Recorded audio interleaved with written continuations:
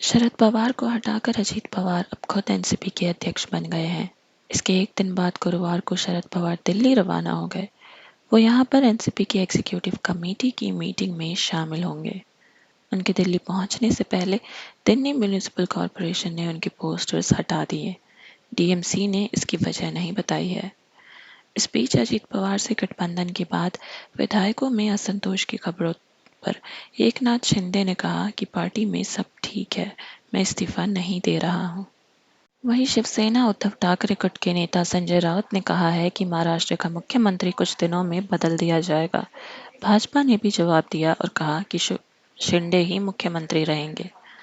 उधर अजीत पवार ने राष्ट्रीय अध्यक्ष बनने के बाद अपने समर्थन में 32 विधायकों को ताज होटल भेज दिया। बताया जा रहा है कि टूट फूट की आशंका के चलते ये कदम उठाया गया है।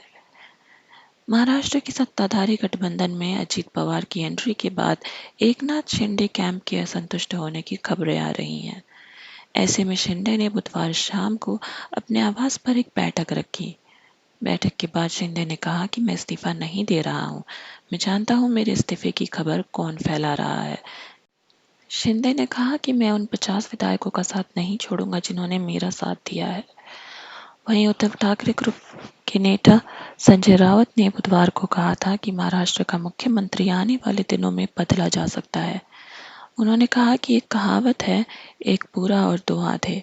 यहाँ दो आधे डिप्टी सीएम है और एक पूरा मुख्यमंत्री है जो असल में पूरा नहीं है बल्कि संदेह में है। वहीं भाजपा महाराष्ट्र चीफ चंद्रशेखर बावनकुले ने बुधवार को कहा था कि विपक्षी पार्टियां एकनाथ शिंदे पर संदेह फैलाने का काम कर रही है, पर वही आने वाले दिनों में महाराष्ट्र के मुख्यमंत्री रहेंगे। उन्होंने राज्य के लिए अच्छा काम किया है। वहीं शक्ति प्रदर्शन में भारी पड़े अजीत पवार ने कहा कि शरद पवार को अब रिटायरमेंट ले लेनी चाहिए। बांद्रा के भुजबल नॉलेज सिटी के एमईटी सेंटर में हुई बैठक में अजीत पवार ने कहा कि शरद पवार की उम्र अब ज्यादा हो गई है। राज्य सरकार के कर्मचारी 58 साल में, केंद्र के कर्मचारी 60 साल में और भाजपा में 75 साल में रिटायर्ड हो जाते हैं, लेकिन आप तो 84 साल के हैं। अब आप आशीर्वाद दीजिए। शरद पवार ने भी बुधवार को वाईपी चौहान सेंटर में मीटिंग बुलाई थी। यहां उन्होंने कहा कि जो शिवसेना के साथ हुआ है वही एनसीपी के साथ भी हुआ है। अजीत पवार के मन में कुछ था तो उन्हें मुझसे बात कर लेनी चाहिए थी। अजीत ने आगे कहा कि आपने पहले इस्तीफा दिया, फिर कमेटी बनाई और सुप्रिया सूले को राष्ट्रीय कार्यकारी अध्यक्ष बना दिया।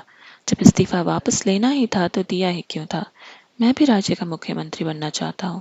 राज्य की भलाई करने के लिए राज्य प्रमुख का पद होना काफी जरूरी है, तभी मैं महाराष्ट्र की भलाई कर पाऊंगा। 2004 के विधानसभा चुनाव में एनसीपी के पास कांग्रेस से ज्यादा विधायक थे।